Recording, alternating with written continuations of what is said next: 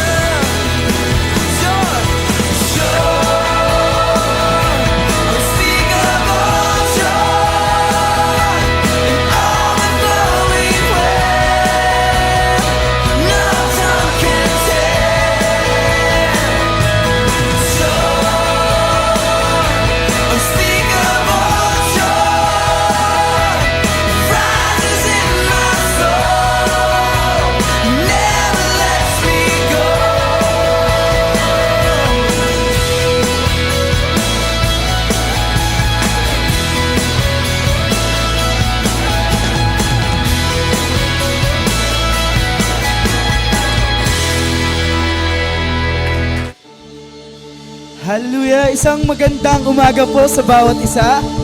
Pwede niyo po bang batiin yung katabi niyo ng maligayang Pasko? Ngayon pa lang po, no, let us feel the spirit of Christmas sa lugaring ito. Hallelujah, God. Thank you, Lord, for bringing joy sa buhay namin, Panginoon. Kaya ngayon, Panginoon, we will continue celebrate your goodness and faithfulness sa buhay namin, Panginoon. Salamat, Lord. Tayo po lahat umawat at pumalakpak sa Panginoon. Hallelujah. Let's go, church.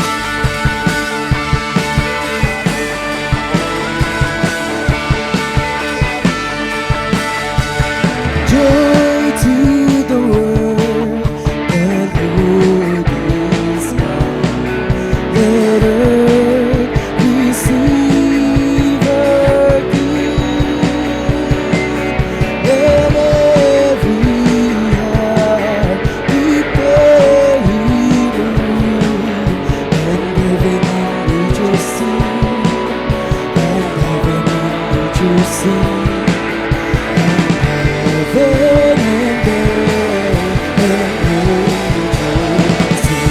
Thank you, Jesus. Hallelujah. Joy to the world, the Savior reigns. Let all their songs employ my fields and flood, rock winds and rain. We witness sounding joy. We witness sounding joy. We beat this sounding joy. Come on, church! Thank you, Jesus! Joy, unspeakable joy, overflowing rain, no time can tell. We say joy,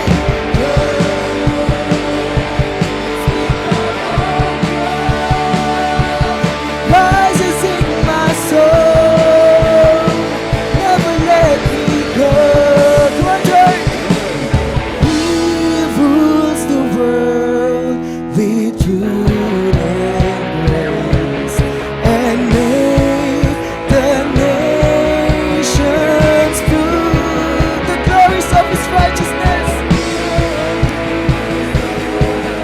His righteousness and wonders of His love, and wonders of His love, and wonders of His love. Joy, unspeakable joy. Come on, church. No tongue can tell. We say joy to Jesus. Unspeakable joy rises in my soul, never let me go. Hallelujah, God.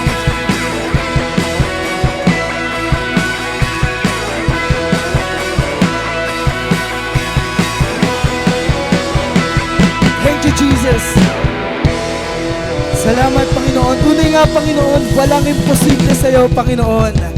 Naniniwala po ba tayo ng lahat, church?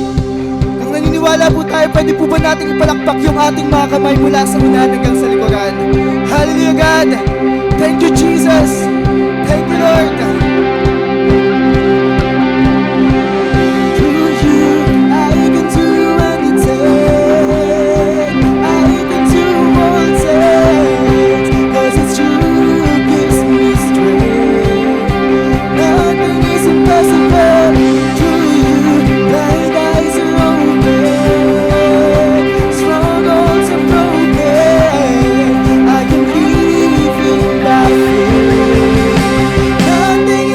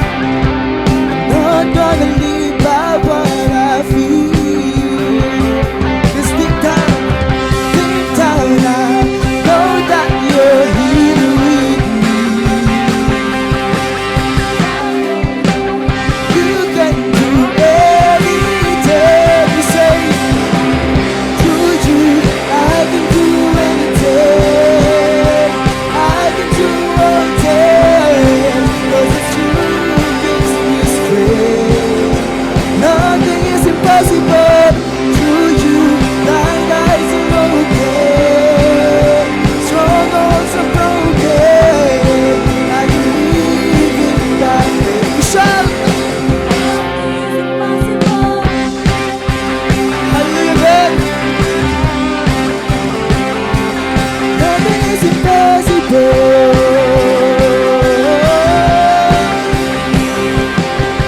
Say, but don't leave out what I see. But don't leave out what I feel. Deep down,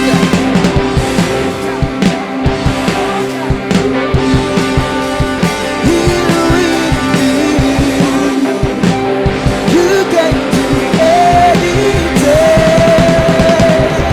Through you, I can do anything.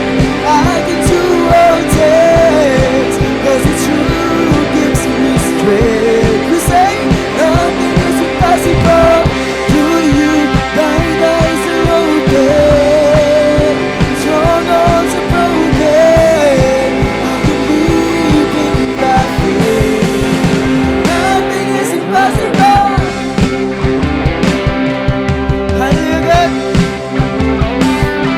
Nothing is impossible. We say we believe to Jesus. I believe, I believe.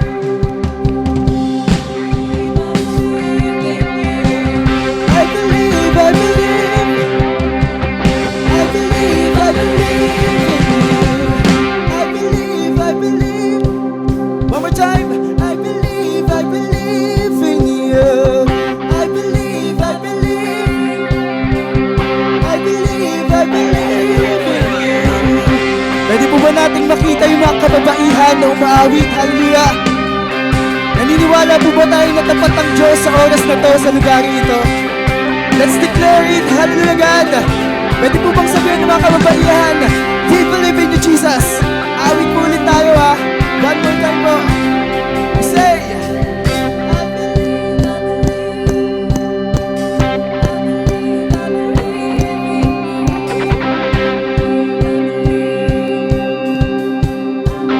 ang tinig naman po ng mga kalalakihan.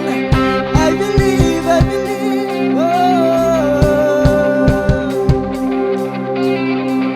I believe. Come on, church. I believe, I believe. Tayo pong lahat. I believe, I believe. Oh. I believe, I believe.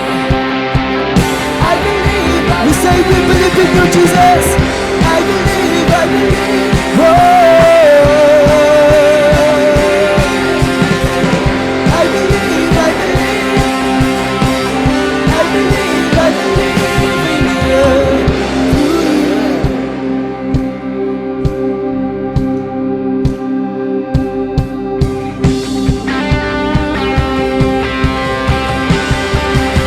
Nothing is impossible. Through you, blind eyes are open, strong arms are broken. I believe in that faith. We say nothing is impossible. I believe, I believe.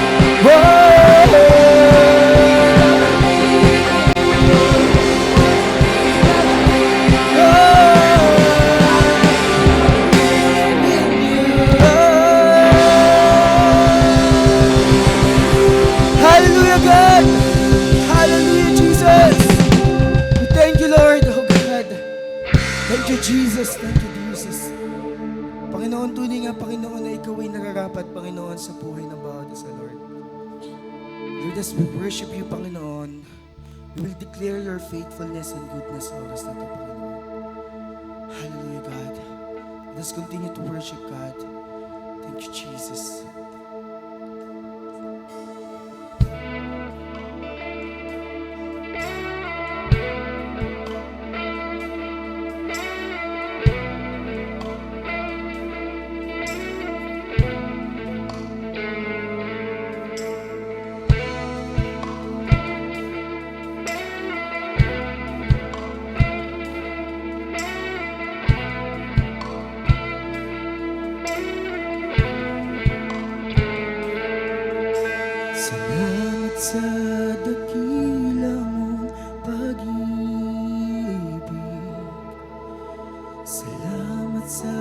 pagyakap mo, Ama.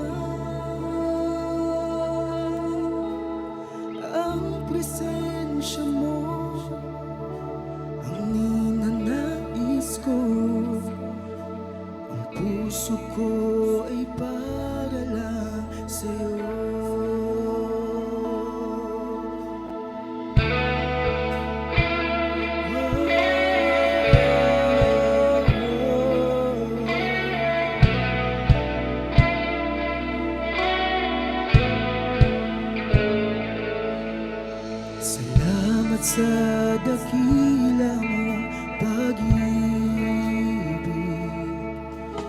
Salamat sa pagyakap mo, Ama. Ang presensya mo ang ninanais ko. Ang puso ko ay para lang sa'yo. Nararapat ka sa papuri, luwalhati at pagsamba. Jesus, ika'y dakilain magpakailanman. Nararapat ka sa papuri, luwalhati at pagsamba. Itataas ang ngalan mo, Ama.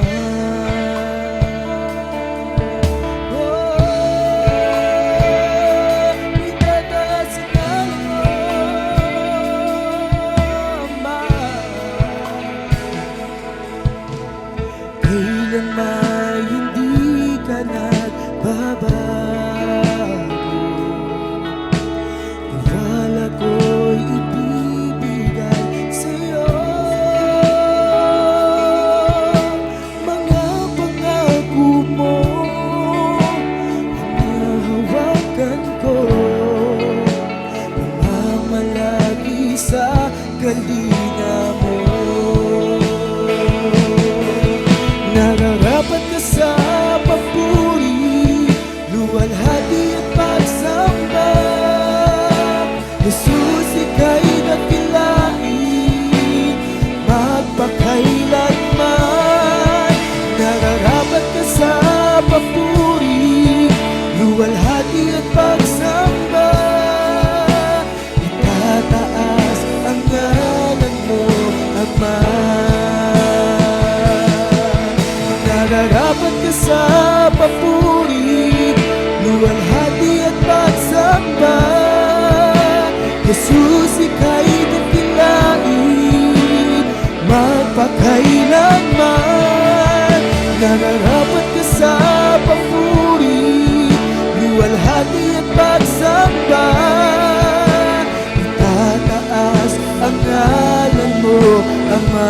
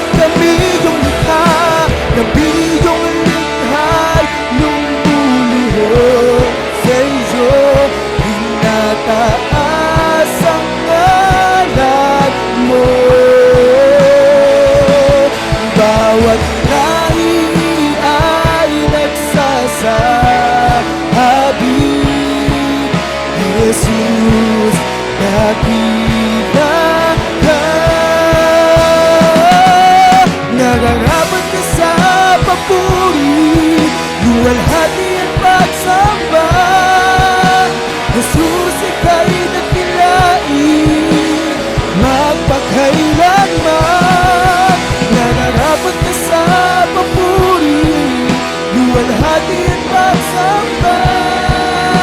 Itataas ang ngalan mo, Ama. Nararapat ka sa papuri, luwalhati at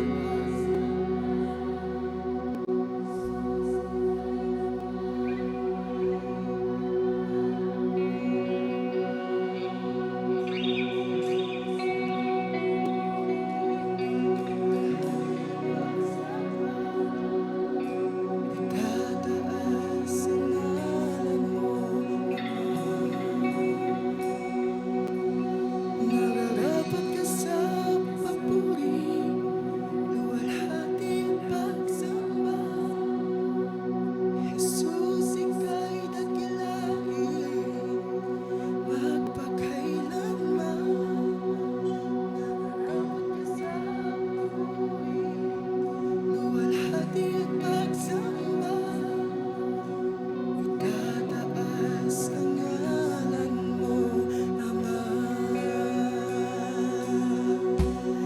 Itataas ang ngalan mo, Ama. Tinataas ang ngalan mo, Ama.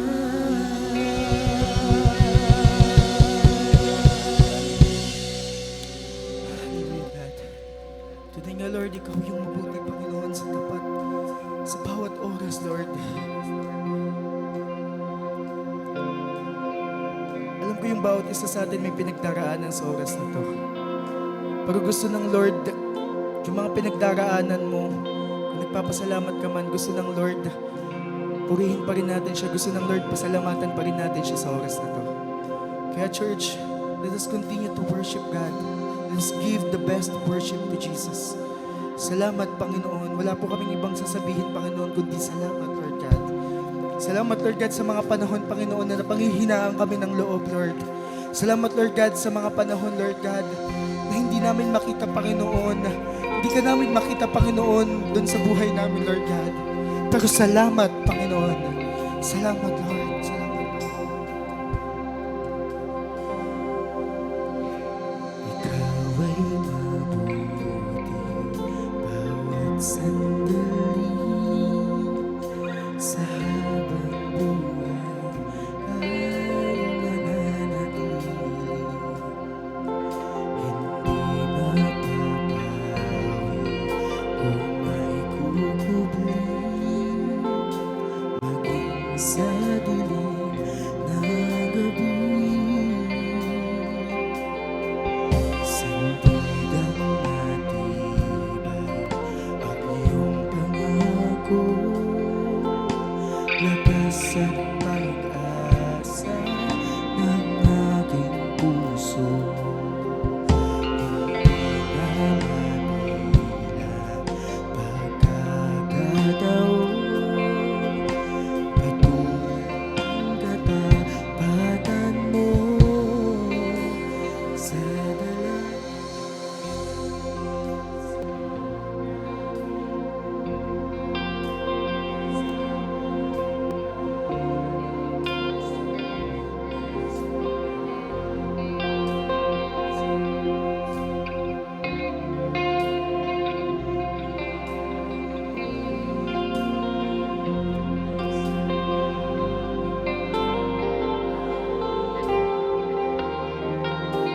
Sa katugunan sa aming dalangin, sa kalakasan sa'yo nanggagaling,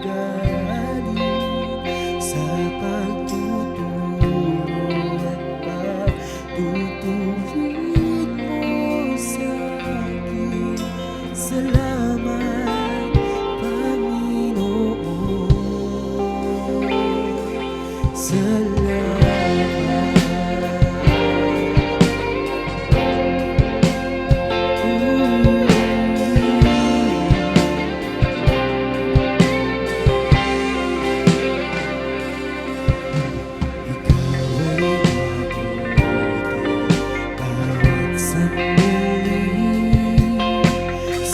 habang buhay ay mananatili.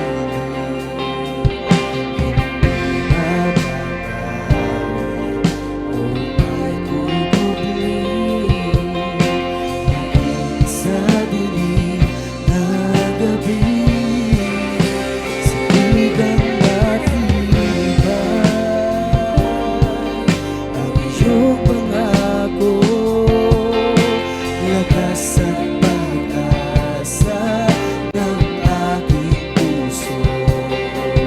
Hindi na mabilang pagkakataon, patunay ng katapatan mo.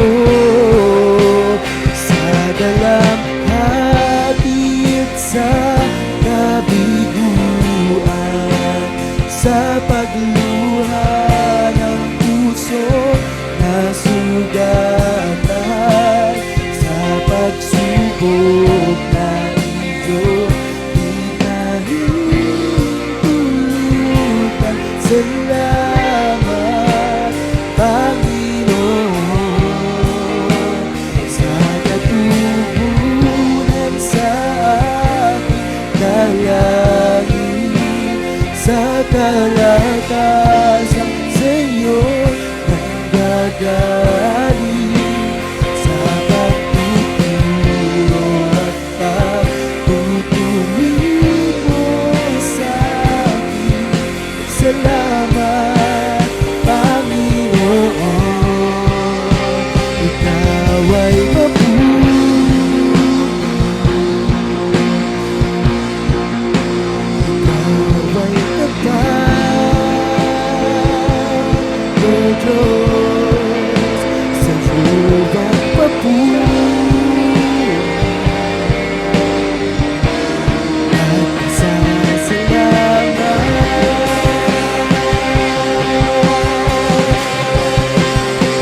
Ikaw ay mabuti, ikaw ay tapat, sa iyo ang papuri at pasasalamat.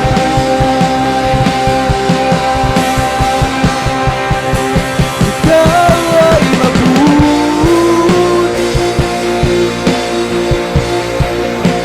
ikaw ay tapat,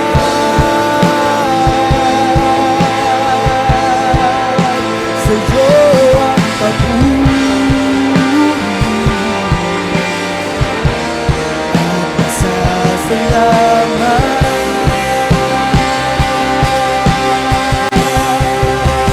Sa dalamhati at sa kabiguan, sa pagluha ng puso na sugatan, sa pagsubok na iyong hinahintulutan. Salamat, Panginoon, sa katutunan sa aking dalangin, sa kalakasan sa iyo nanggagaling, sa pagtuturo at pagtutuwid mo sa akin.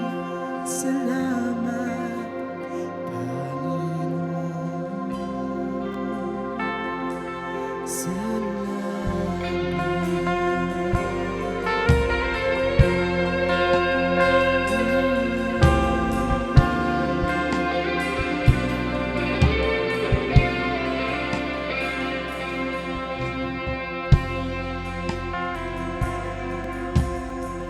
Hallelujah, Lord. Sige po, isa pong malakas na palakpakan para po sa Panginoon. Thank you, Lord. Thank you, Jesus.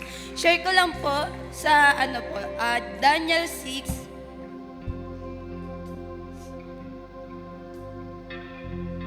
Daniel 6:23 po. Sabi po dito, dahil dito, labis na naggalak ang hari at iniutos na iahon si Daniel mula sa kulungan ng mga leon.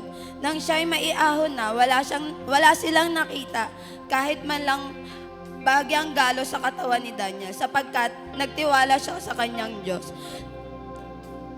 Tunay nga pong matapat ang Lord once na ibinigay mo ng buong buo yung tiwala mo sa Kanya. Kasi never po na papabayaan ng Lord ang mga taong nagtitiwala sa Kanya. Never na iiwan ng Lord ang mga taong ibinibigay yung buhay para sa Kanya. No? Kagaya ni Daniel na nalagay doon sa kulungan ng mga leon na walang kagalos-galos ni isa dahil iningatan siya ng Lord. Dahil buong puso siyang nagtiwala sa Panginoon na hindi siya iiwan ng Panginoon kahit na mapunta man siya or ano man yung buhay niya sa pingit ng kamatayan dahil sa pagsunod niya sa Lord is hindi siya nag-alinlangan or hindi niya inalis yung pananampalataya niya sa Panginoon na ililigtas siya sa mga leon na doon. Ganon din po sa atin na ano man po yung buhay natin sa bingit ng kamatayan o mapunta man po sa alanganin. Once na magtiwala tayo sa Panginoon, never niya po tayong papababayaan. Never niya po siyang umalis sa tabi natin na nandiyan po siya, laging gumagabay po sa atin. No, sige po, let's pray. Hallelujah, Lord. Hallelujah, God. Lord, we thank you po for this day, O God. Sa opportunity na binigay mo, O Lord, na mapupurihan ka ngayong araw, O God. Lord, maraming salamat po sa word na ibinigay mo ngayon, O God, na tunay nga po na pag kami ay magtiwala sa iyo ng buong buo, O God, is never mo kami pababayaan, O God. Never kang aalis sa tabi namin, O God. Basta magtiwala lang po kami sa inyo, O God. Lord, I pray po sa mag-speak po ngayong araw, O God. Ikaw lang po yung makita ng mga tao, O God, na hindi mo hahayaan, O God, na yung mga ibababa mong salita is hindi tatanim sa kanilang mga puso, O God. At hindi mo hahayaan na yung mga taong makakapakinig nito is mapupunta lang po sa wala. Pagkos babaguhin mo yung mga buhay nila sa pamamagitan ng mga word mo na mapapakinggan namin, Lord, ngayon. Ikaw po yung maging sentro sa lahat ng aming gagawin ngayong araw, O God. Papurihan ka at pasalamatan. In Jesus' name we pray. Amen.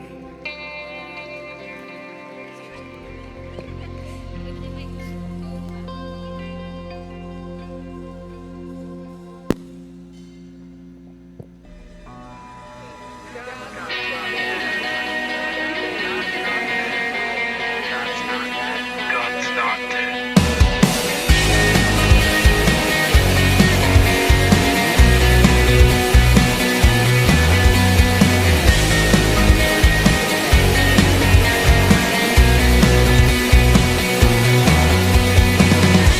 Let love explode and bring the dead to life. A love so bold to see a revolution somehow.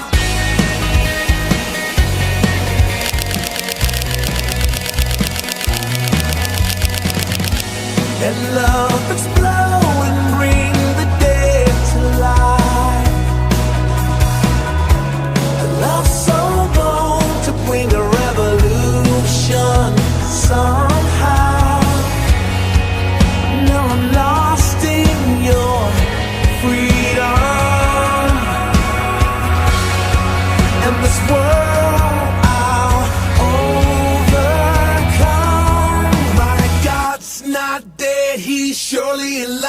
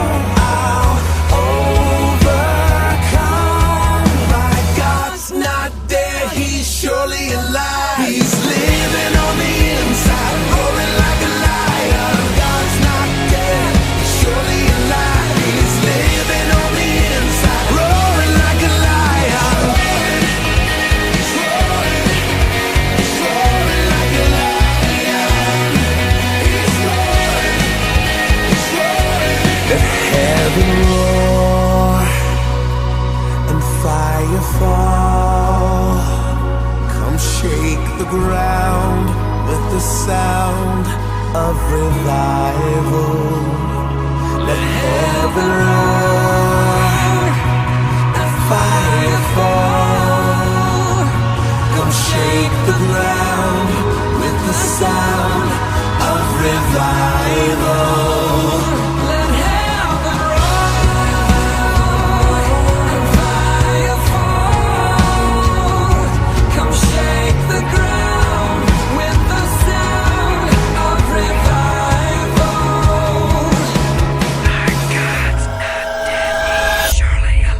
He's living on the inside, roaring like a lion. God's not dead, he's surely alive. He's living on the inside, roaring like a lion. God's not dead, he's surely alive. He's living on the inside, roaring like a lion. God's not dead, he's surely alive. He's living on the inside, roaring like a lion. He's roaring. He's roaring like a lion. He's roaring. He's roaring. He's roaring. He's roaring like a lion. Roaring like a lion.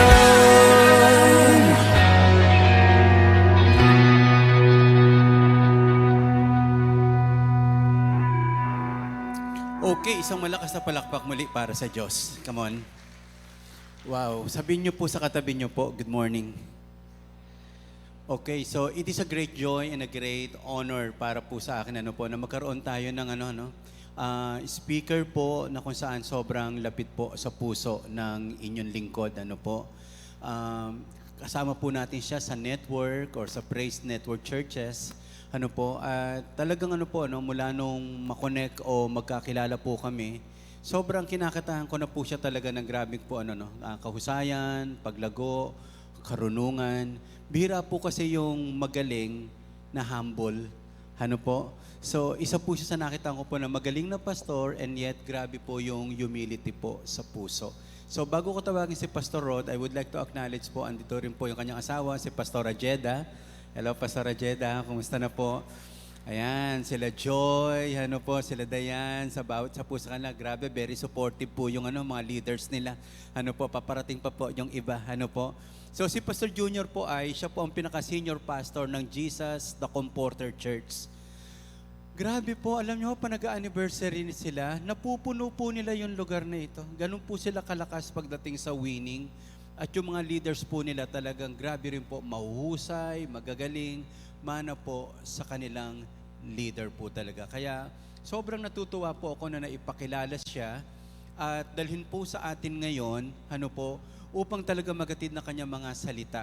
Okay? Ganda ng prayer ng ating kapatid na nagsasabing, talagang hindi lang ito basta marinig natin, may mangyayari, may pagbabagong magaganap sa buhay po natin. Okay? So, Praise Church family, tayo tayong lahat habang natawag ko po, Pastor Rod Clemente, or mas kilala ho sa Pastor Junior, Senior Pastor, hallelujah, ng Jesus the Comforter Church.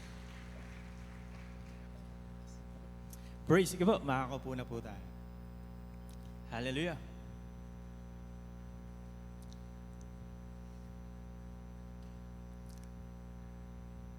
"11 years ago, nung ako po ay nakonect sa Praise Church, isa pong bagong mundo po sa akin yon. Kasi po sanay po ako sa isang church na family church na parang kami-kami lang yung nagkikita. Pero nung ako po ay nakonect sa Praise Church, ang una ko pong napuntahan ay mga kapastoran agad. At natatandaan ko, nung ako po ay kinonect ni Pastor Rapi, kay Pastor Loy, kay Tatay Loy, mukha lang po akong tambay, naka-shorts, naka-t-shirt. Galing lang po kami doon ng asawa ko sa isang bahay na magkakasama kami nila Pastor Rapi. Sabi sa akin ni Pastor Rapi, "Tara Pastor Junior, sama ka sa akin." Alam ko saan ako dadalhin ni Pastor Rapi, yung pala dadalhin ako doon sa mentoring nila Tatay Loy. As nandun sila Pastor Mandrig, sila Pastor Sandy, sila Pastor Alan, at marami pa po na mga kapastoran yun nandoon. Tapos, sobrang ang taas po ng intimidation ko. Sabi ko, "Lord, saan mo ako dinadala?" No? Pero may natatandaan ako na sinabi ko nung ako po ay nakaupo doon sa meeting po na yon. Ang sabi ko lang po sa Panginoon, "Lord, kung dinala niyo po ako dito sa lugar po na ito, gusto ko pong i-assure sa inyo na gusto ko pong mag-contribute sa kanila. Gusto ko pong may maibahagi sa kanila kung ano po ang kailangan ninyo na maipagawa po sa akin. At na-witness ko po ang Praise Church sa, hindi ko naman po sinasabing na umpisahan ko ang simulain ng Praise Church, pero nakita ko po ang Praise Church kung paano po talaga nagiging isang inspirasyon sa marami pong mga tao na nanduroon din po ang humble beginning. Natatandaan ko nandun pa po tayo sa Matang Tubig na hindi pa po renovated yon. Nakikita ko po talaga yung apoy, no? Nakikita ko talaga at nararamdaman ko ang presence ng Lord sa lugar po na iyon. Napakamasa ng lugar, no? Nagsisigawan ng hallelujah, mga gano'n, no? Ay ko, galing ng kultura na to. Tapos nung nandun po ako, nakita ko po talaga yung mga ibang leader. Nakikilala ko yung mga ibang leader na naroon. At until now, yung mga leader po na yun ay hindi ko nakitang nagbago ang alab po ng kanilang pong puso sa paglilingkod nila. At hanggang dito, no, hanggang kayo po at tayo po ay dinala rito sa Victory Mall, ay hindi pa rin po nagbabago yung init at alab ng puso na inyo pong ginagawang paglilingkod po sa Panginoon. At ang katotohanan ay mas lalo pang humihigit yung inyo pong alab, ang inyo pong passion na maglingkod sa Panginoon. Kaya sabi ko sa Panginoon, Lord, salamat at dinala niyo po ako sa tamang tao na doon ko po maipagpapatuloy yung aking pong paglilingkod sa inyo. Kaya isa pong pribilehiyo na ako po ay makapagbahagi ng salita ngayon pong umaga po na ito para po sa inyo. Sige po, samahan niyo po akong manalangin. Hallelujah! Panginoon, maraming salamat po o Diyos sa buhay, sa pagkakataon, Panginoon Lord, na kami ay makapaglingkod po sa inyo. Panginoon, salamat sa pagsusustain sa aming pong kalakasan. Sa dami, Panginoon Lord, ng mga pagsubok na aming pong pinagdadaanan, ay nariyan ka, Panginoon, para kami, Lord, ay bigyan pa rin ng katatagan, bigyan ng kalakasan, kapayapaan, alab ng puso na kayo ay paglingkuran. Ito, Panginoon, ay isang ebidensya na kayo ay sumasa amin, sapagkat hindi namin kayang harapin, hindi namin kaya, Panginoon Lord, na gawin ang isang paglilingkod apart from your strength, O God. Kaya, Panginoon, hayaan po ninyo na sa umaga po na ito, maranasan namin ang inyo pong presensya. Sa umaga pong ito, Panginoon, ang inyo pong mga salita ay tumimo sa aming pong mga puso at madala namin ito, Panginoon, sa aming buhay bilang isang pagbabago at maibahagi rin namin ito, Panginoon, sa mga tao na nais na inyong pagpalain. Salamat, Panginoon. Ito po ang aking panalangin. In Jesus' name, Amen. Hallelujah. Ang gusto ko pong ituro sa umaga po na ito ay ang title na Divine Intervention or Interruption. Divine Interruption. Hindi po natin gusto ang salitang interruption. Hate po natin ang interruption. Siguro na-experience po ng bawat isa po sa atin ito. Siguro lalo na ang mga driver. Ang mga driver, once na nakabuelo yan at naka-create ng isang momentum, tapos biglang may papasok magkakat sa kanya, hate na hate po ng mga driver yon. Minsan dyan nga po nagtatalo ang mga driver. Minsan nga nagkakamurahan pa at minsan talagang nag-aabot pa sila dahil doon sa pag-i-interrupt na nakabuild siya ng momentum. Alam nyo, ganun din po sa buhay natin.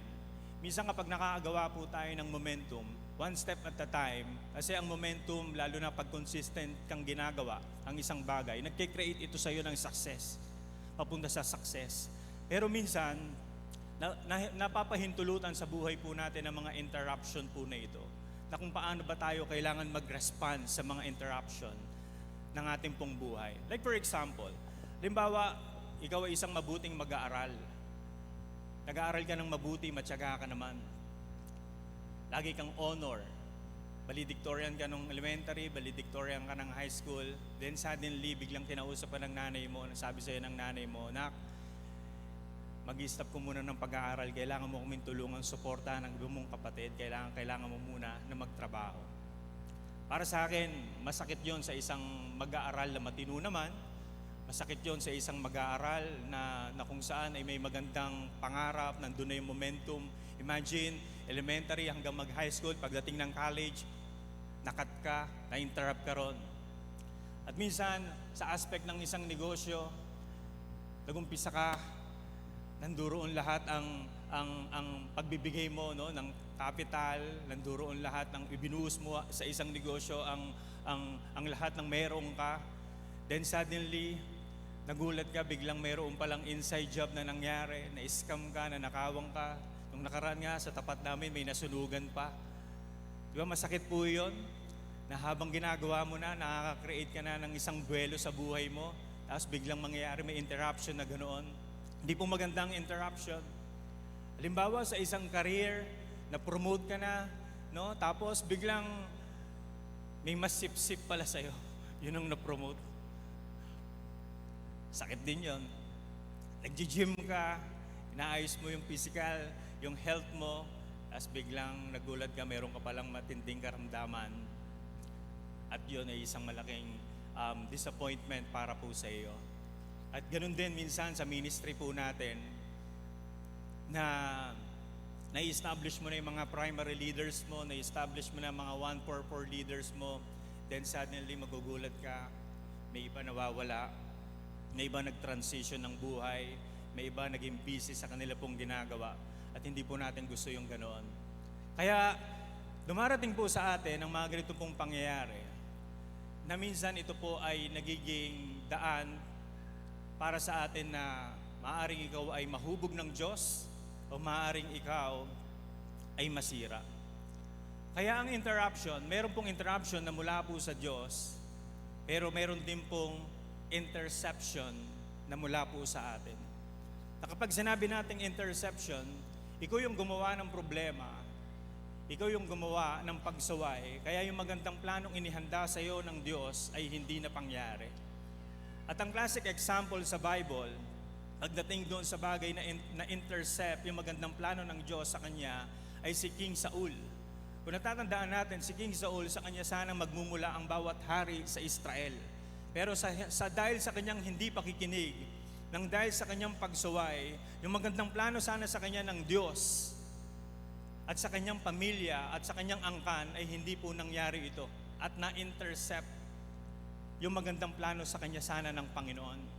Alam po ninyo, ayaw po ng Diyos na mangyari sa atin ang salitang interception. Naniniwala ako na ang bawat isa sa atin may magandang plano ang Panginoon para sa atin. Pero dumarating sa punto ng buhay natin na minsan ay nalalayo tayo. Minsan nakakalimutan natin ang Panginoon. Pero sa tuwing nakikita ng Panginoon na parang mayroong banta ang kalaban sa iyo, pag nakikita ng Panginoon na parang bang nai-intercept ng diablo sa iyo yung magandang plano niya, alam nyo, nagpapaalala agad ang Diyos sa atin. Nagpapaalala ang Diyos agad sa atin sa pamamagitan ng kanyang mga salita o yung scripture. Ang salita ng Panginoon, ang siyang tulong para sa atin, para klaruhin tayo kapag tayo ay nagdududa.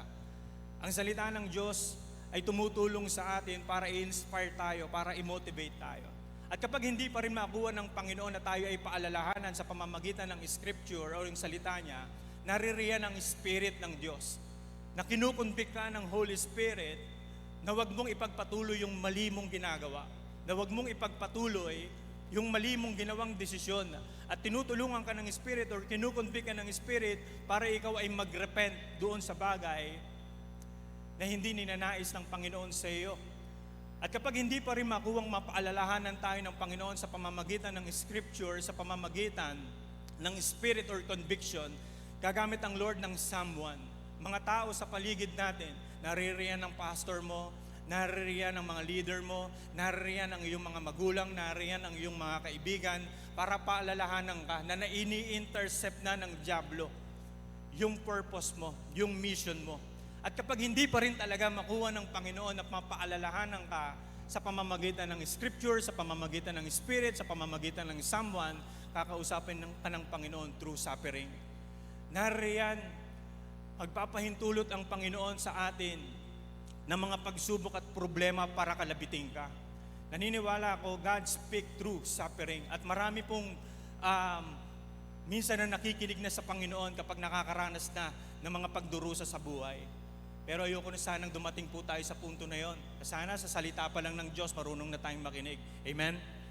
Sana doon pa lang, kinukonvict ka pa lang ng Panginoon, marunong ka nang makinig. Kapag pinapaalalahanan ka na ng mga taong nasa paligid mo, dapat marunong ka nang makinig. Or worse, kakalipitin ka na ng Panginoon sa pamamagitan ng mga pagdurusa ng buhay natin. At good pa rin naman yon, mga kapatid. At least, hindi na intercept ng dyablo ang ating pong or mga plano ng Diyos para po sa atin. Amen? Kaya ngayon, ang tanong po sa atin ngayon, are you willing to be interrupted by God? Handa po ba tayo na ma-interrupt ng Diyos sa ating pong buhay?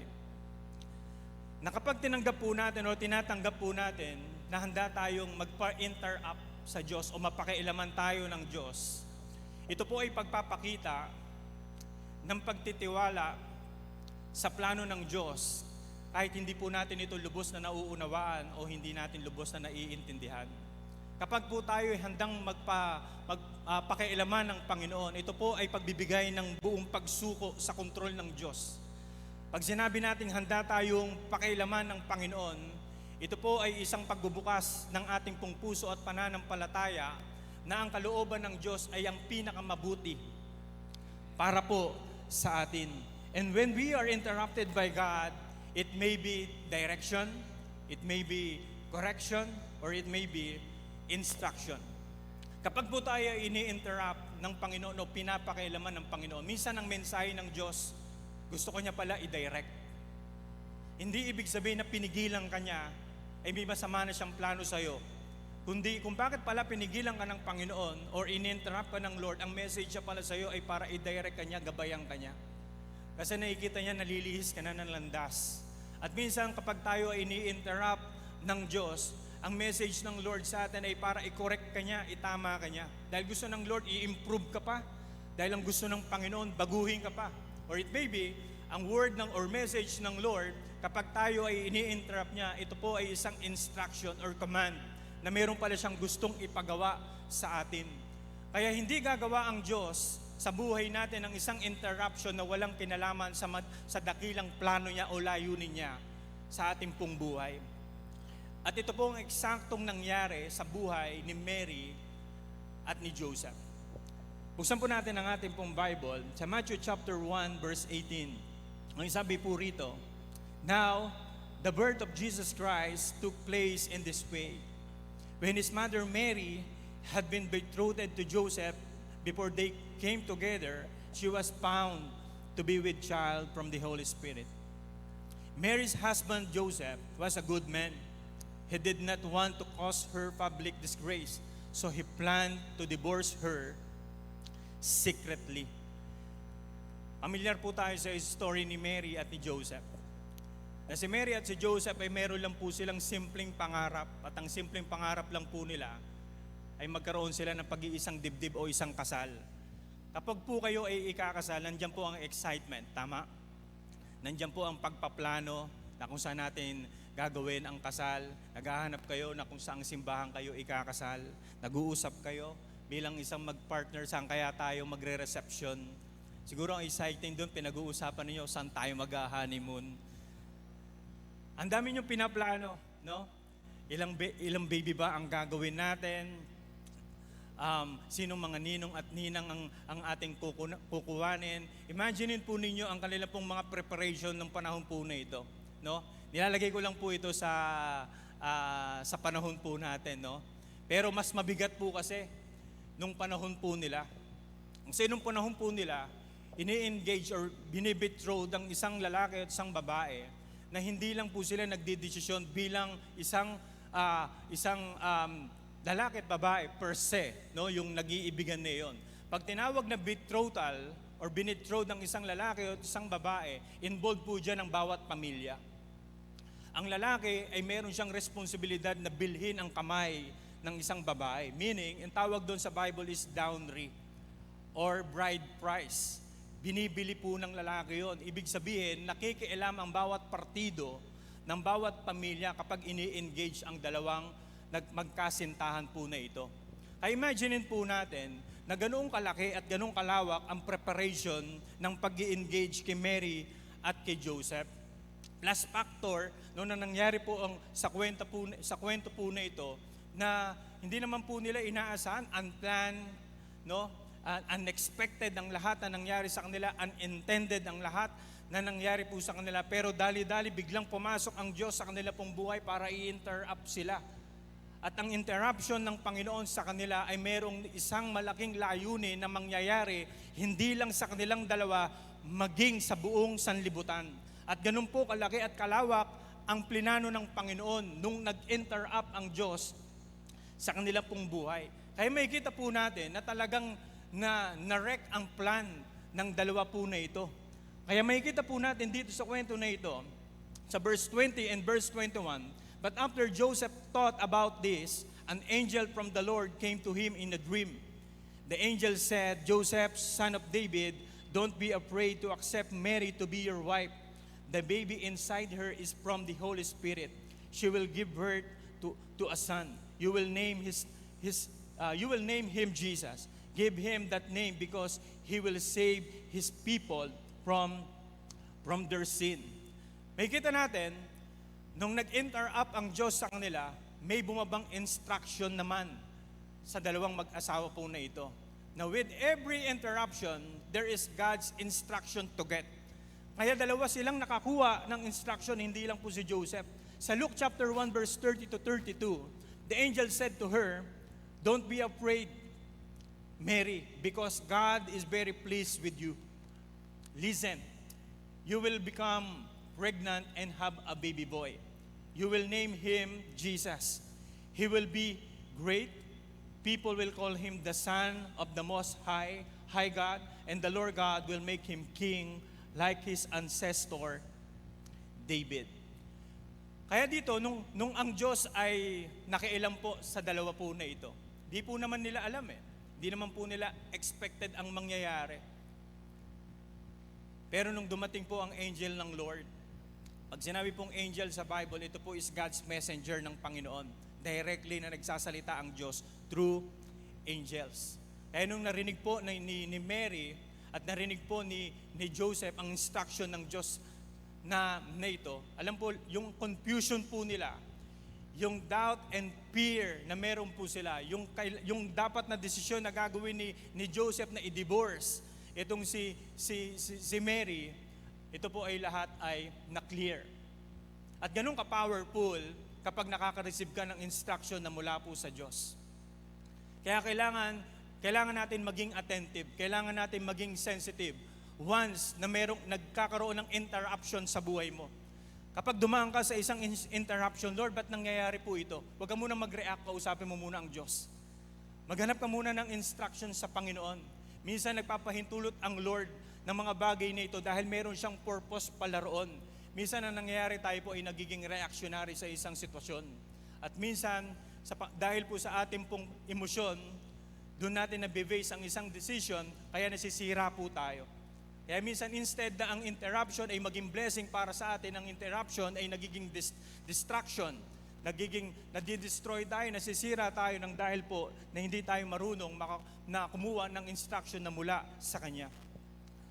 Natatandaan niyo po ba kung kailan po kayo nakakuha ng instruction sa Diyos at yung instruction na pinaniwalaan mo sa Kanya at yung instruction na sinunod mo sa Kanya ay nagdala sa iyo ng malaking pagbabago sa buhay? Natatandaan niyo pa po ba yon? Simula nung meron kang na-receive na instruction sa Panginoon, pinaniwalaan mo. At yung pinaniwalaan at sinunod mo na yon, yun ang nagdala ng malaking pagbabago sa iyo at maging sa ibang tao. Ang sabi po rito, an instruction from God that you follow and trust can make a big difference in your life and to others. Salamat po sa mga tao na nakinig po sa Diyos.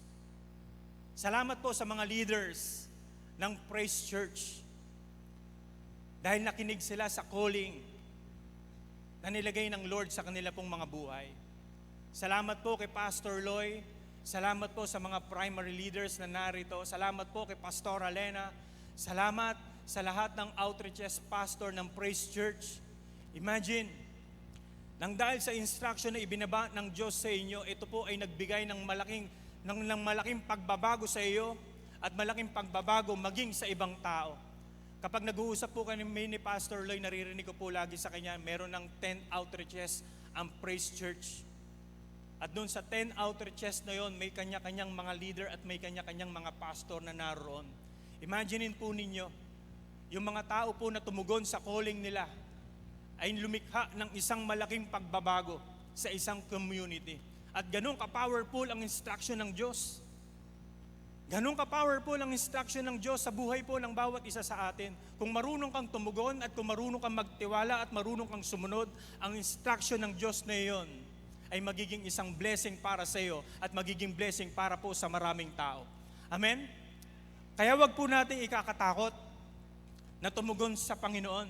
Dahil alam natin, ang bawat pagtugon natin sa Panginoon ay nagdadala ng isang malaking pagpapala para sa atin at para sa marami. Ngayon, mga kapatid, paano tayo magre-response kapag dumating ang interruption po na ito? May 3 bagay po akong gustong ibigay sa inyo. How to respond when God interrupts. How to respond when God interrupts. Number 1, let God be involved. Let God be involved. In every detail of your life, no matter the situation, let God get involved. Kahit anong nangyayari, ano man ang buong sitwasyon ng buhay mo, lagi mong i-involve ang Panginoon. Kabataan na narito, kapag papasok ka sa isang ligawan, i-involve mo ang Diyos. Wag kang magtatago. Wag mong sarilinin. Lagi mong i-involve ang Panginoon. Marami pong nadidisgrasyang mga kabataan ngayon. Marami pong mga kabataan ngayon na sana may magandang plano sana sa kanila ang Panginoon, pero dahil hindi nila na-involve ang Diyos sa kanila pong buhay, minsan yung momentum sana na tuloy-tuloy na maging pagpapala sila, na i-interrupt or na i-intercept ng dahil sa maling decision na ginawa po nila. Let God be involved, maging sa negosyo na meron ka. Let God be involved, maging sa ministry na ginagawa mo. Kapag hindi natin na-involve ang Panginoon sa lahat ng aspeto ng ating pong buhay, nagkakaroon po tayo ng trouble. At hindi po natin kakayanin ang isang pagsubok o problema sa ating pong buhay, sa ganang lakas lang nating kinukuha. Meron lang po tayong limitasyon, meron pong hangganan ng ating pong kapasidad, pero kapag ini-involve natin ang Panginoon, yung limitation na meron tayo ay kayang mag-extend ng power ng Diyos. Kayang mag-extend ng Panginoon ng miracles niya. Kayang mag-extend ng Lord ng supernatural work niya sa ating pong mga buhay. Kaya sa kwento rito, pagpatuloy po natin ang kwento, sa Luke chapter 1 verse 29, ang sabi ron, but Mary was very confused about what the angel said. She wondered, what does this mean? Si Mary, sabi po ng mga Bible scholar, ng mga historian, nung nabuntis daw po si Mary, ay nasa age po siya, nasa bracket po siya ng edad niya na nasa 15 or 16 years old. Imagine po ninyo, 15 or 16 years old, magdadalang tao ka. At bakit hindi makukonfuse si Mary? Imagine po ninyo, buntis ka, wala namang gumagalaw sa'yo. Parang madaling maintindihan at madaling mo matanggap yung pangit na pangyayari sa buhay mo kung totoo mo naman talagang naranasan. Pero nung pagkakataon po na ito, si Mary, nung narinig niya ang angel at instruction sa kanya ng angel, na siya raw ay magsisilang ng isang batang lalaki at papangalanan daw itong Jesus at tatawagin itong isang anak ng kataas-taasang Diyos. Ang sabi na itong bata na ito ay magliligtas ng buong sanlibutan. Hindi niya po alam yon. Imaginein po ninyo, magmamanage ka ng ganong kalaking assignment, magmamanage ka ng ganong kalaking task, 15 or 16 years old ka, tapos buntis ka at ipapaliwanag mo sa tao, buntis ako, sino ang ama? Holy Spirit. Ang hirap ma-explain yun. Tama? Huwag niyo pong gagamiting dahilan yan, ha? Yung mga kabataang babae, baka mamaya pag uwi mo, buntis ako. Sino tatay? Galing kasi akong church, yung Holy Spirit. Hindi na po pwedeng idahilan yon. Kaya ang hirap para kay Mary, i-handle or i-manage ang ganitong malaking problema. At sa Luke chapter 1 verse 34, ang sabi ron, Mary said to angel, "How will this happen? I am still a virgin." At dito na po nangyari na kung bakit kinaya ni Mary at kung bakit kinaya ni Joseph ang ganitong malaking task dahil nag-involve na ang Diyos sa kanila. Sa Luke chapter 1 verse 35, ang sabi ron, the angel said to Mary, "The Holy Spirit will come to you." The Holy Spirit will come to you.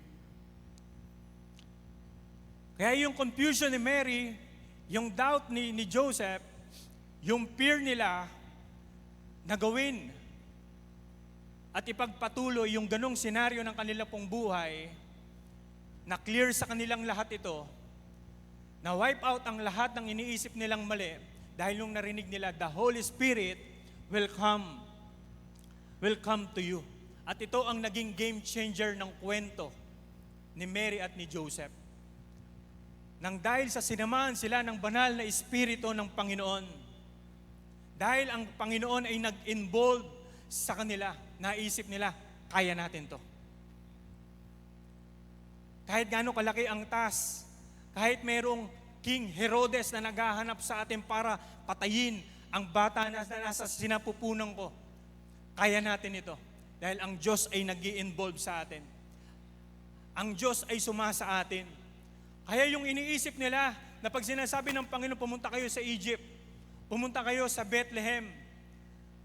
At imaginein natin, nung pinanganak ni Mary, si Jesus ay pinanganak niya lang po ito sa isang sabsaban. Pero lahat ng ito ay kinaya nila, lahat ng ito ay pinagtagumpayan nila because God was involved. At ganun din po sa atin mga kapatid. Kahit gaano kalaki ang problema, pero kung ang Diyos ang iyong kasama, magtatagumpay ka. Amen? Hayaan mo lang na mag-involve ang Lord sa iyo. Hayaan mo lang na interrupt ka ng Panginoon. Maaring ito ay direction lang sa iyo ng Diyos. Maaring ito ay correction sa iyo ng Lord. Ay maaring ito ay instruction ng Panginoon sa iyo.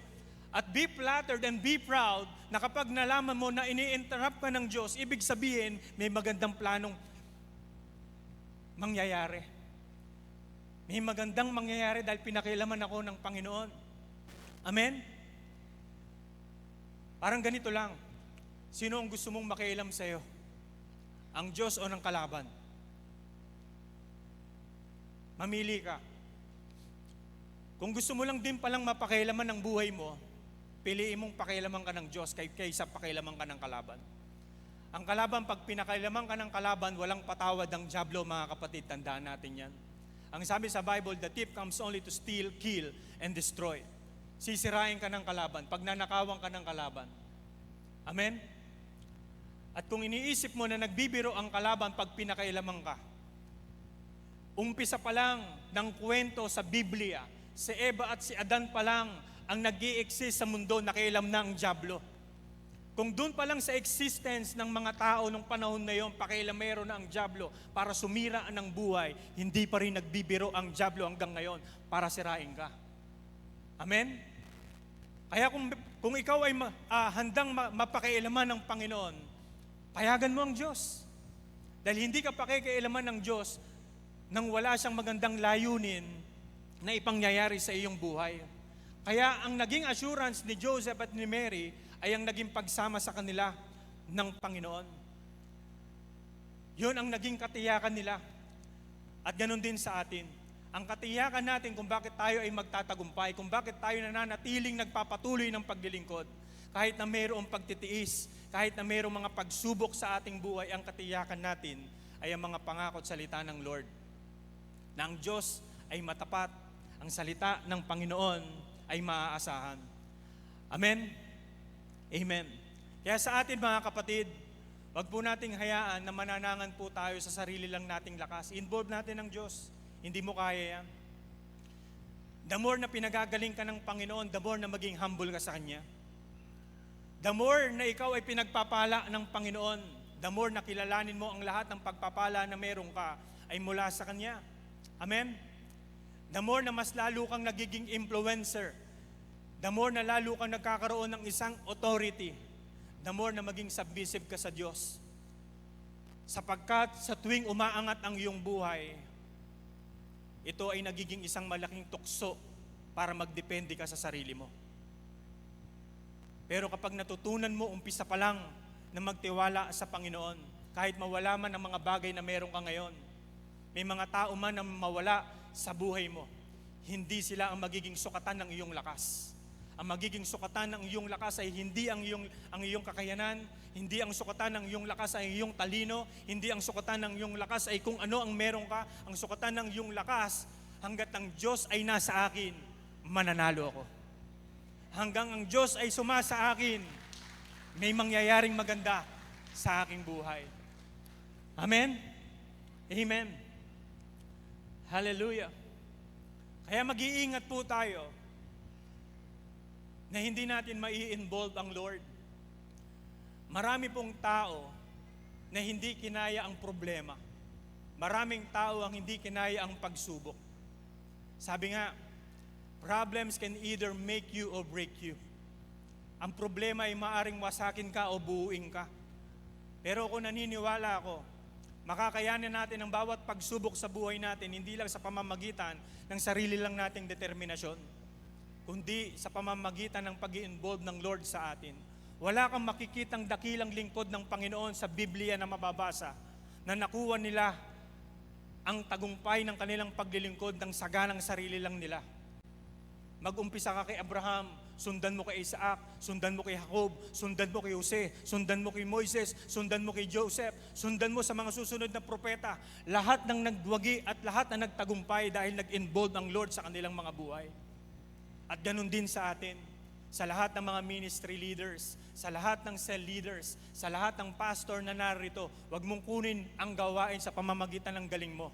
Huwag mong kunin ang gawain dahil mayaman ka lang. Huwag mong kunin ang gawain dahil matalino ka lang. Kunin mo ang gawain dahil kasama mo ang Diyos. At magtatagumpay tayo ron.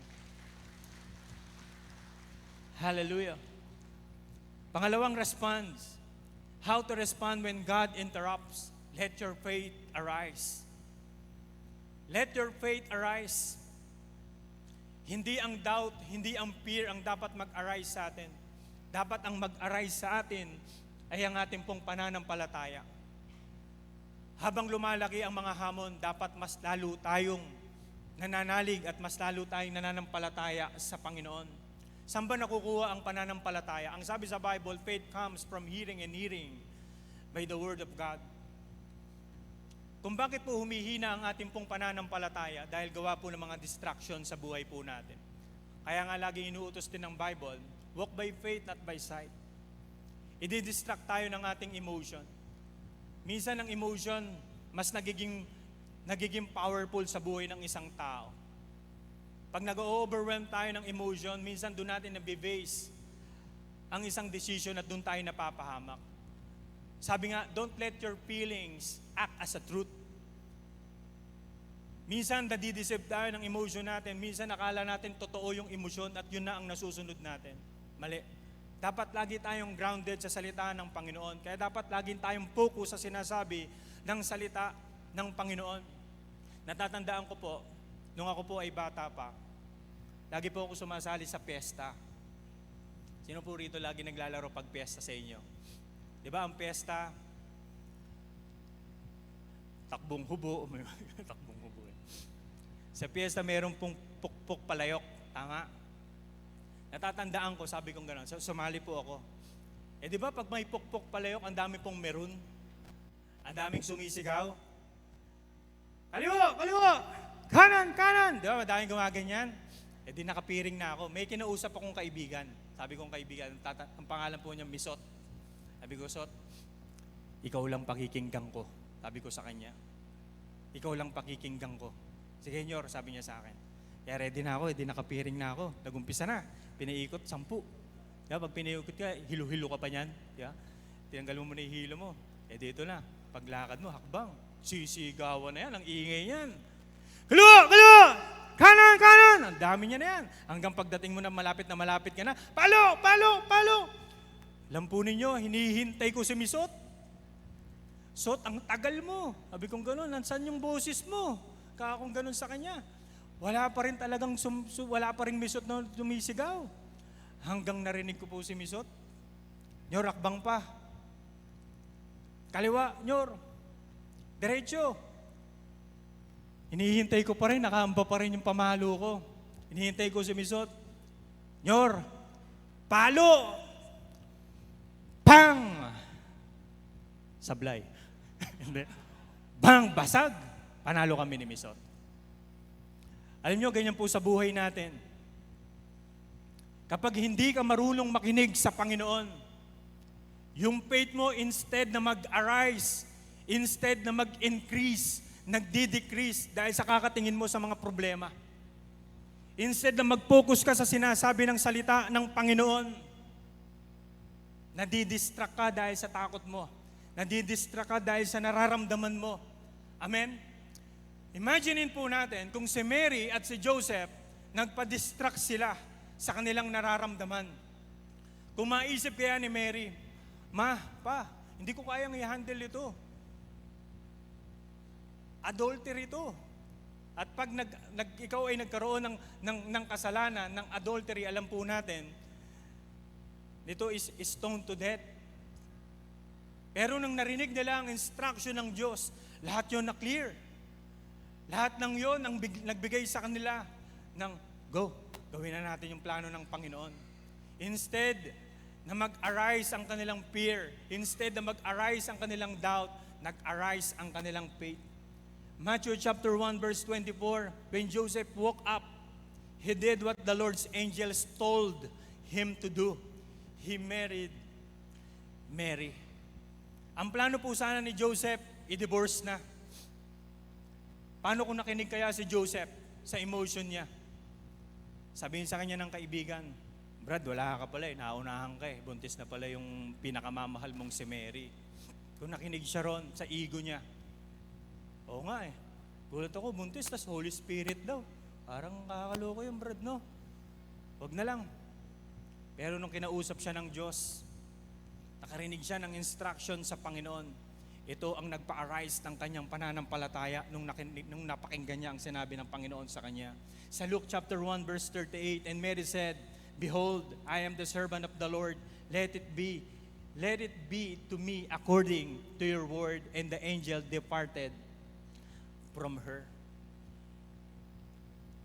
Kaya kung bakit sila nakapagpatuloy at kung bakit nila na-accomplish ang mission na ginawa o pinagawa sa kanila ng Panginoon, sapagkat ang pananalig at paniniwala nila ay nakaugat sa sinasabi ng Panginoon sa kanila. Ganon din po sa atin, mga kapatid. Naniniwala ako, ang buhay natin is na hindi po easy and smooth palagi. Minsan makakaramdam ka ng mga troubles. Parang minsan natetem ka na huminto. Minsan natetem ka mag-quit. O minsan natetem ka na iwan na lang ang lahat. Pero wag mong pakikinggan ang sinasabi ng emosyon mo. Wag mong pakikinggan ang sinasabi ng ibang tao sa iyo.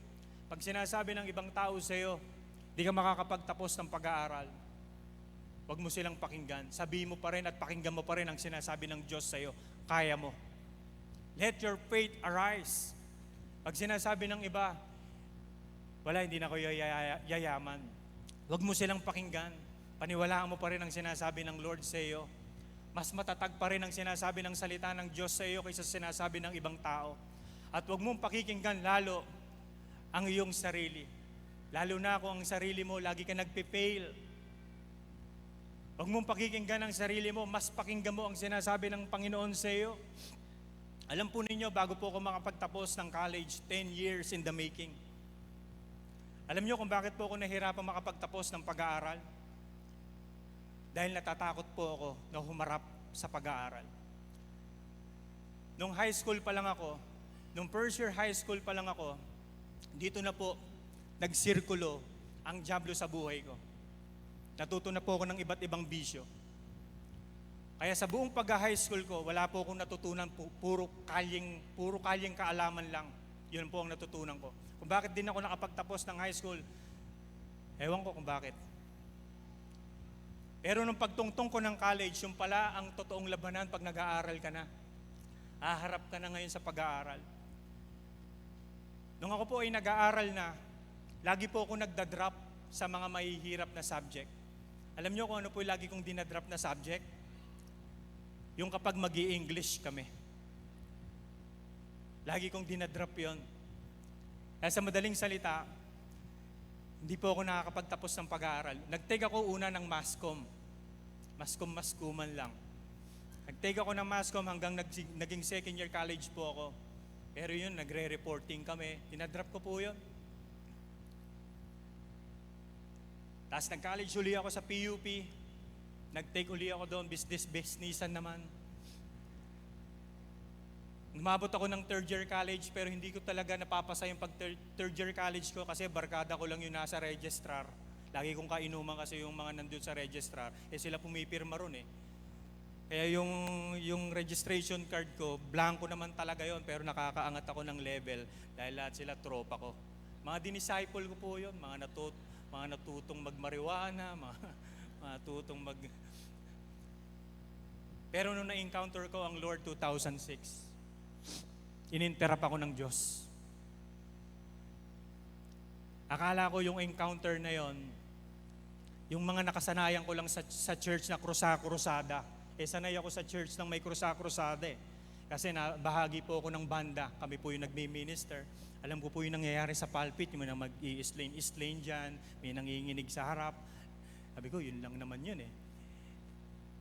Binalikat kami ng mga pastor namin. O mag-encounter kayo. Sabi sa amin ganon. Kasama ko naman yung mga katropa ko sa banda. Mga kainuman ko din yun eh. Tara, punta tayo ron. Kaya nag-encounter kami. Diyan kami nag-encounter sa Bethel. Yung nag-encounter po kami, hindi ko alam. Yun na pala ang interruption sa akin ng Diyos. In-interrupt ako ng Diyos. First day ng encounter, natatawa lang ako sa encounter. May pa-cross-cross pa, may papako-pako pa yun, di ba? Pinatutusok pa sa kamay mo yung pako, tapos pinagaganong ka pa.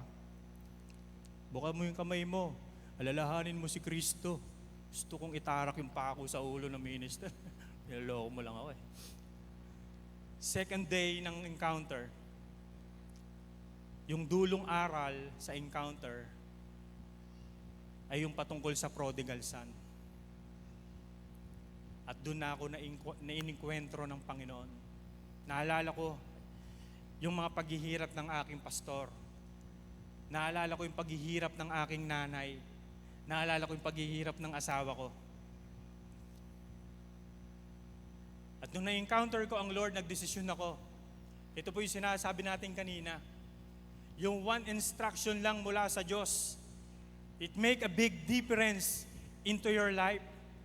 Nung nagbinigay sa akin ng Lord ng instruction, tanggapin mo ako, Junior. Ibigay mo ang buhay mo para sa akin. Nagdesisyon po ako nung panahon na yon. Sige Lord, sabi kong ganon. Kung paano ako naging lalaki sa mundo, ganon din ako magiging lalaki sa desisyon ko na magbabago na ako. Kaya nung ako ay lumabas ng encounter, lahat ng demonyo nakatingin sa akin. Yung tao sa bahay namin, tinitignan ako ng nanay ko, totoo talaga nagbago yan. Lalo na yung asawa ko. No? Tinitignan ako ng asawa ko, nagbago na tong demonyo na to. Kasi alam nyo, gabi-gabi po kasi lagi po akong lasing. Natatandaan ko, kapag umuwi ako ng lasing, merong mabigat sa mukha ko na nakapatong. At yun yung kamay ng asawa ko. At nililaying of hands ako ng asawa ko at umiiyak siya. Lord, mag-uwi niyo na po ito. Hihiwalayan ko na to pag di... At nung wala pa po ako sa katinoan, napagbubuhatan ko po ng kamay ang asawa ko. Minsan nabigti ko nga yan eh. Kaya may naiangat ko, practice lang, testing nga kung magaang ka o mabigat ka, tapos ilalaglag kong gano'n. No? Totoo po yun. Yung nakikita niyo po sa akin ito, ibang-iba po talaga ako. Pero nung nag-encounter na ako, lahat bago-bago. Lahat bago-bago. Lahat ng barkada ko, di po ako nakikipagbarkada sa mga bata. Pero nung binago ako ng Lord, ang una kong binarkada, bata. Nag-win ako ng soul. Pinapupunta ko sila sa bahay, may beatbox ako, may acoustic guitar ako, may piano ako sa bahay. Tuturuan ko sila ron. Kunyari, tutug-tug-tug kami ron. Hindi naman ako marunong mag-share ng Word of God nung panahon po na yon. Ang gagawin ko lang, magpipray lang ako sa kanila, as lalagyan ko sila ng pop cola. Alam niyo pop cola? Wala na yata ngayon yan. Pop cola, tas putok, yung putok, pakakainin. Tuwan-tuwa na sila ron. Kasi nung narinig ko sa pastor ko, he who wins souls is wise, feeling ko, bobo ko. Ang tagal kong naging tanga. Parang ang tagal kong parabang ninakawan ng kalaban. Pero nung narinig ko sa pastor, matalino kapag nag-win ka ng kaluluwa. Sabi kong ganon. Sa inosenteng utak ko, sige nga, hawakan ko yun, nakakatalino pala yan. He who wins souls is wise. Napapalibutan pa po ako ng mga professional sa church namin. Dito ko pala sila mahihigitan. Magiging matalino pala ako pag nag-win ako ng kaluluwa. Alam po ninyo, hinakot ko ang lahat ng mga kabataan sa tambunding. Ang tawag ko doon, Tambu Boys. Tambu Boys. Tapos nag-aaral po ako. Ito po yung sinabi ko kanina. Hindi na po ako nag-aaral noon. Pero kinausap ako ng Diyos, Nyor, mag-aral ka. Nagtataka ako, Lord, seryoso? Magbabalik uli ako sa pag-aaral ko. Ang dami ko na pong drinap. Ang dami ko ng mga give up na pag-aaral, pas pinag-aaral mo uli ako. Alam po ninyo, nakikipaglaban po talaga ako sa Panginoon. Ang nagsabi po sa akin na bumalik ako sa pag-aaral yung aking pong pastor. Yor, bumalik ka, mag-aral ka. Sabi niya ganun sa akin, natatandaan ko sa sinabi niya sa akin, ayoko ng leader na hindi nakapagtapos ng pag-aaral. Alam po niyo, nakaka-insulto sa akin. Yung pala, ego ko pala lahat yon. Pero alam niyo, nung umuwi ako sa bahay, nakasakay ako sa jeep, nagmumura yung utak ko, mga pakailamero kayo. Parang ganun ang sinasabi ng utak ko. Pagtatrabaho na lang ako kaysa mag-aaral ako. Pero alam niyo, bumagsak pa rin ako na kailangan ko mag-submit sa Panginoon. Pag uwi ko sa bahay, nag-pray ako kay Lord, sige Panginoon, kung gusto po ninyo na mag-aaral ako, mag-aaral ulit ako. Bumalik po ako sa pag-aaral sa edad na 30 anyos na meron na akong 2 anak. At nung nagbalik ako ng pag-aaral, ang mga kaklase ko, 15, 16 years old, wala akong kaalam-alam nung bumalik ako sa pag-aaral. Ang alam ko lang, addition, subtraction, multiplication, nakalimutan ko pa mag-divide. Di ito na, nag-aaral ako, algebra. Dati nangungopia kasi ako bawal na kay Lord yun, mangungopia ka. Nagtanong na lang ako sa klase ko, paano mo nasosolve yan? Sabi ko sa kanya, paano mo nasosolve yung problem na yan? Tinignan ako ng kaklase ko. Di mo alam to, kuya, tanda mo na. Gusto kong patukan. Alam mo yun, nakaka-discourage talaga. Nakaka-discourage.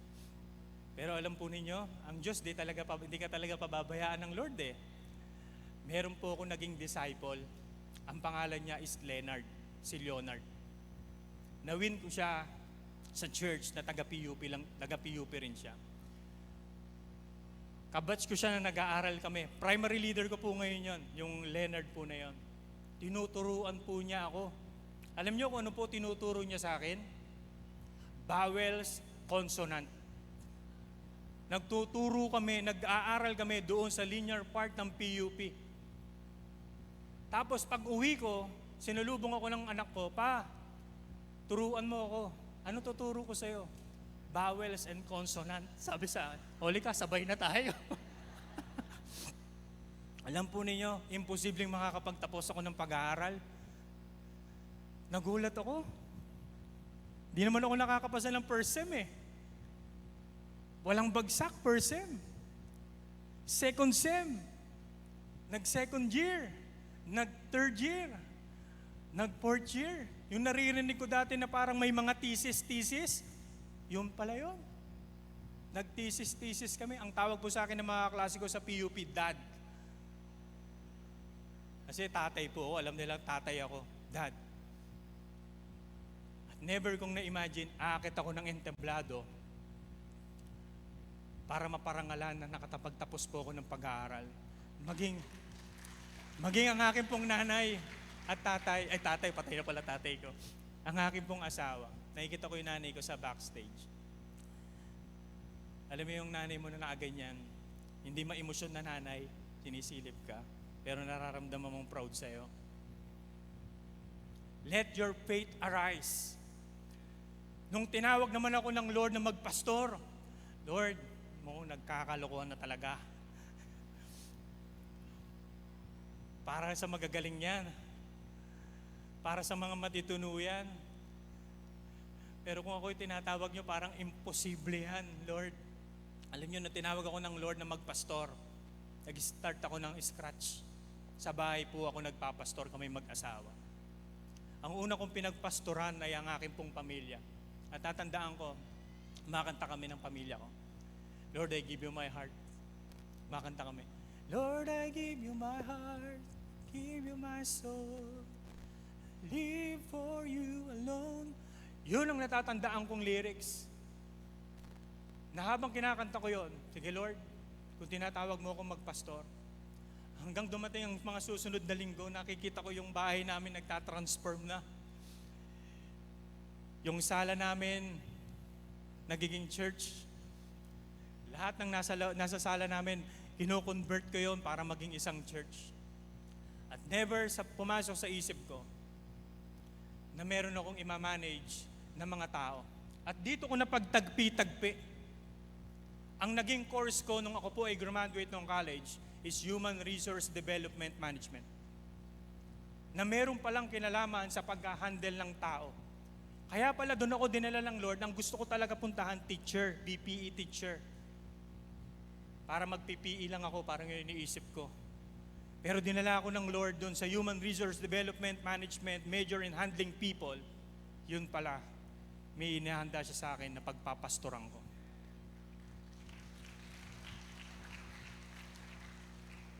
Kaya kung makikita natin mga kapatid, ang plano ng Panginoon ay napakabuti. Payagan mo siyang i-interrupt ka niya.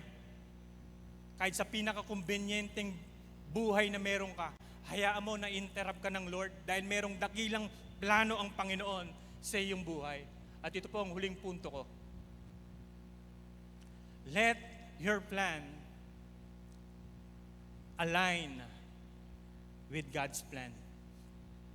Let your plan align with God's plan. Sa Matthew chapter 1 verse 21, she will bear a son and you shall call his name Jesus, for he will save his people from their sins. Yung plano ni Mary at ni Joseph na sila ay magpakasal, magkaroon lang sila ng magandang buhay na magkasama. Pero nung ininterrupt sila ng Lord, lahat ng plano na meron sila, lahat ng interest nila sa sarili nila, inalign nila sa Panginoon. At ang plano pala ng Panginoon ay mas maganda sa iniisip kaysa sa plano nila. At ang plano pala ng Panginoon ay iligtas ang sangkatauhan. Grabe ang Lord. Grabe mag-isip ang Panginoon. Kaya kung hindi natin susundan ng tamang response ang interruption ng Lord sa atin, madidipit yung magandang purpose sana ng Panginoon para po sa ating mga buhay. Kaya wag na wag kang matatakot na pakialaman ka ng Diyos.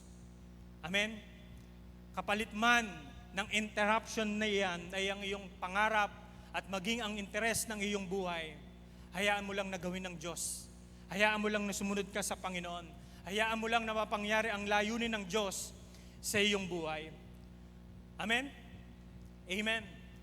Kaya sa oras at pagkakataon na ito mga kapatid, ilagay po natin ang ating pong mga buhay.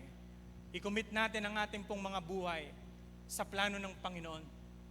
Kung tingin mo na i-intercept na ng kalaban ang magandang plan ng Lord sa iyo, bumalik ka uli sa Diyos. Mag-commit ka uli sa Panginoon. At kung sa tingin mo ngayon, Lord, para bang buong buhay ko, sa trabaho na lang naukol ang lahat. Lord, sa buong buhay ko, sa pagpapamilya ko na lang naukol ang lahat. Ito yung perfect time na isubmit mo naman ang buhay mo sa Kanya. Baka mayroong mas magandang plano pa ang Panginoon para sa iyo. Amen? Hayaan natin na ang plano ng Lord ang siyang mag-manifest sa buong journey ng ating buong buhay. Magtiwala ka sa Kanya. Sundan mo ang lahat ng sinasabi niya sa iyo. Magtiwala ka na ang lahat at dulo ng lahat ng mapangyayari na ito ay mayroong magandang resulta na maipapakita sa iyo ang Panginoon. Amen? Sige po, tumayo tayong lahat at palakpakan po natin ang Panginoon. Hallelujah. Ang sabi po rito, commit what you do to the Lord's glory and submit your plans to the Lord greater plans. Dito po ako magtatapos sa kwento po na ito. Marahil ang kwento po na ito ay familiar na po sa inyo. Meron pong 3 magkakaibigang puno. Yung isang pong puno, ang pangarap po ng isang puno ay maging isa siyang treasure box. At ang isang puno, ang plano niya o ang pangarap niya ay magawa siya o mangyari sa kanya na mag-iisa siyang mighty ship. Na ang lahat ng sasakay sa kanya ay mga taong mayayaman, yun ang iniisip niya at yun yung pangarap niya. At meron namang isang puno na ang pangarap niya, ang sabi niya, gusto ko, ako'y maging isang mataas at matayog na kapag may dumadaan sa akin, sabi nilang ganon, ay mapapalingon sa akin. Yun po ang plano ng 3 puno po na ito. Ito yung pangarap ng 3 puno po na ito. Pero habang hinihintay nila yung panahon na mapangyari sa kanila yung mga pangarap po nila, yung unang puno na yon, narinig nila may ingay. At yung ingay pala na yon, ito po pala yung mga illegal logger. Kaya pinagpuputol po silang lahat. Kaya very disappointed sila na hindi nangyari sa kanila yung mga pangarap na inaasam po nila. Pero yumaon ang panahon, yung unang puno na nangangarap na maging isang treasure box ay ginawa siyang isang lagayan ng dayami. Na yung lagayan ng mga dayami na iyon, doon pala manganganak si Mary at doon isisilang si Jesus. Yung iniisip niya na yung treasure box na doon maitatago ang ginto, perlas at mga diamond, pero higit pala sa ginto ang mahahawakan niya. At yung isang puno na nangangarap na maging mighty ship, na ang sasakay sa kanya ay yung mga dakilang tao, mga mayayaman na tao. Pero yung pangalawang puno na ito ay naging isang bangka lang siya. Pero yung bangka na yon, ang nakasakay sa kanya ay yung 12 alagad ni Jesus. At si Jesus na nakasakay sa bangka na yon. Kaya naisip niya, kung maiisip natin ngayon, mighty ship, pero yung bangka na yon, ang nakasakay sa kanya is Prince of Peace and the King of Kings. At yung isang puno na nangarap na gusto niya na maging isang matayog lang siya at makita siya ng mga tao na hindi siya dadaan-daanan lang.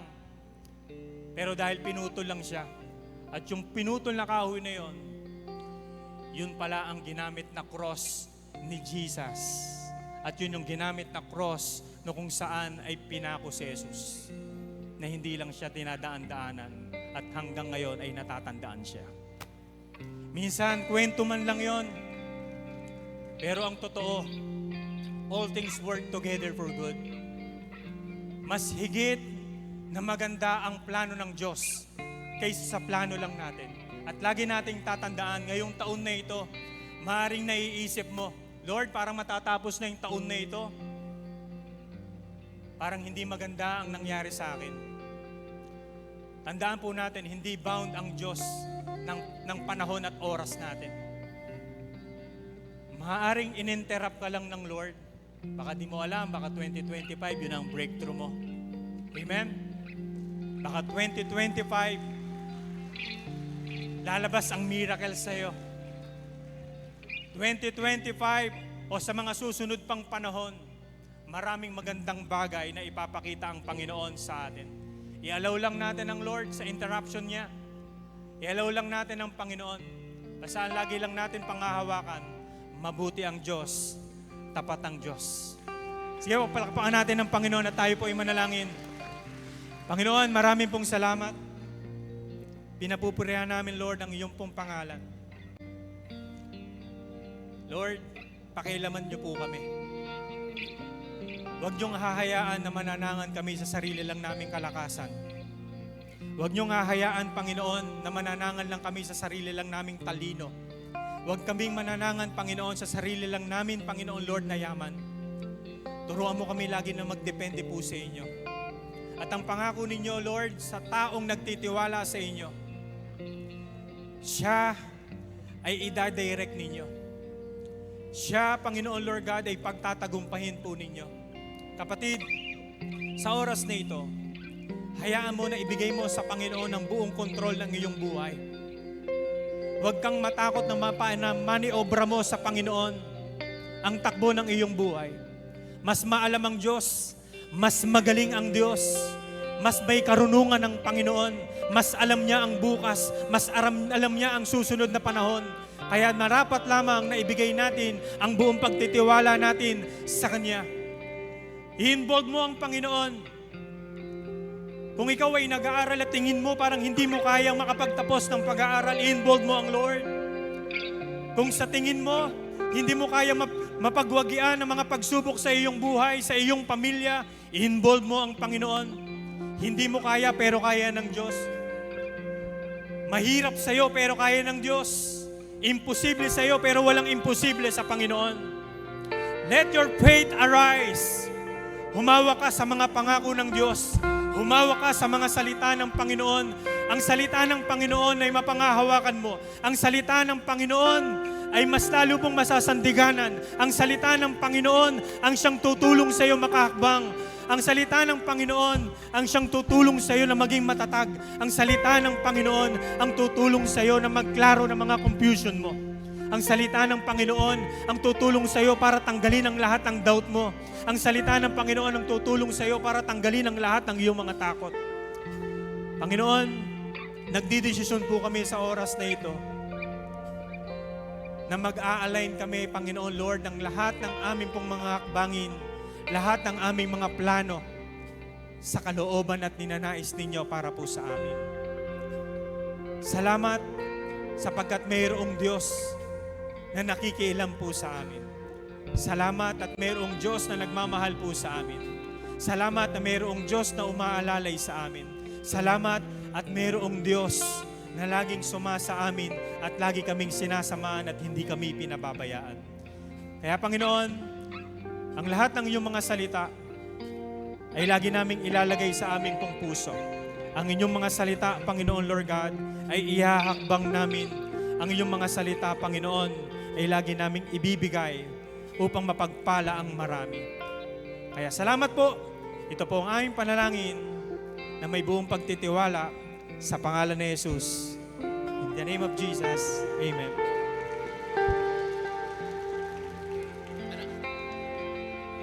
Wow, sige, makupo na po tayong lahat. Thank you, Jesus. Thank you, God. Thank you, Lord. Sige po, may I ask, Pastora Jeda, punta po kayo dito. Nasa sige po. Ayan.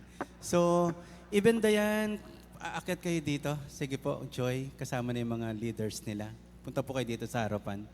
Thank you, Lord. As we pray for Pastor Junior din po. Sige nga po, magsabi ng amen lahat ng pinagpala ng Diyos. Grabe po, ano? Thank you, Lord.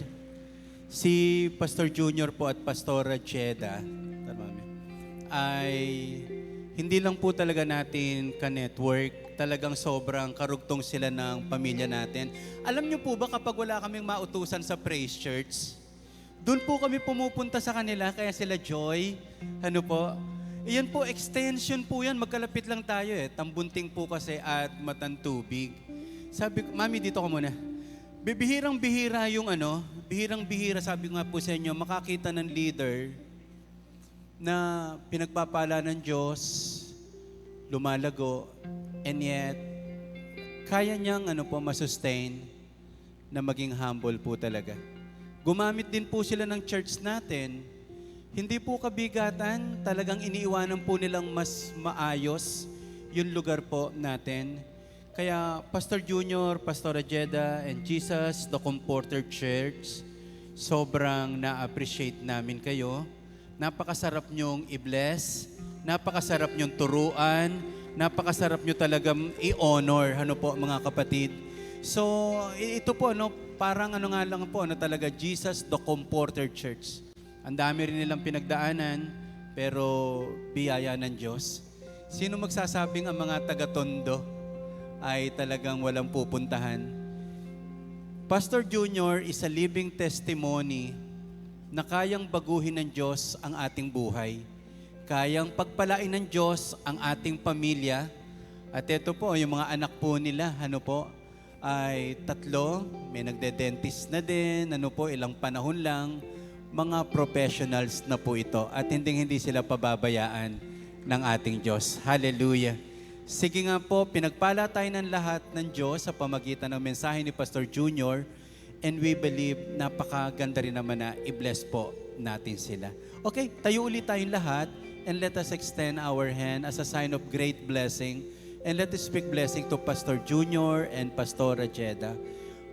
Father God, in behalf of Pastor Junior and Pastor Jeda, Panginoon, buong leadership at buong church ng Jesus the Comforter Church, kung ano yung pinagpala mo sa amin ngayon sa umagang ito, ibabalik mo ng higit sa kanila po, Panginoon. Salamat po, O Diyos, napakagaling nilang pastor, napakagaling nilang tagapag-alaga. They are model of serving with humility. Kahit na naroon yung wisdom, Panginoon, talagang sobrang humble pa rin nila, O God. So, Father God, you should cover them with your precious blood. And we declare also the power of the Holy Spirit. Wala silang paplanuhin na hindi nyo pagpapalain. Lahat ng gawin nila, O God. And they will raise more leaders, young professionals, mga entrepreneurs, O God, hanggang sa ang tambunting na lugar na kinaroroonan nila ay lugar ng mga professionals, lugar ng mararangal, lugar ng magagalang. You will redeem this place, that place, because of Jesus, the Comforter Church. Kung nasaan ang church, kung nasaan ang mga anak ng Diyos, naroon ang great transformation. Thank you so much, O God. At kami lahat na narito ngayon na napagpala, Panginoon, Lord, walang dahilan para hindi humakbang, bumangon at magpatuloy, kasi si Jesus ang aming pag-asa, si Jesus ang aming pinagtitiwalaan, si Jesus ang aming pinaglilingkuran. Whatever we achieve this morning, O God, we give you praise, we give you glory. In Jesus' name, amen at amen. Isang malakas na palakpak muli para sa Lord. God bless you, God bless you. Makakaupo na po lahat. Thank you, anak.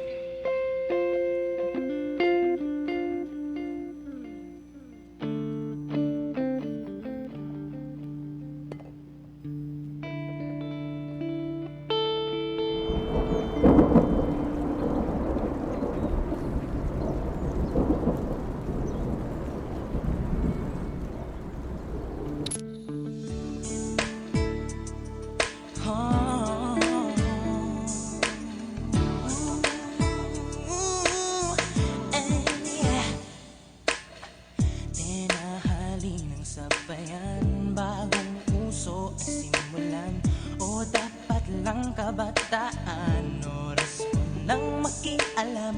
Tara, simulan mo na, tena, bagong pag-asa, darating na.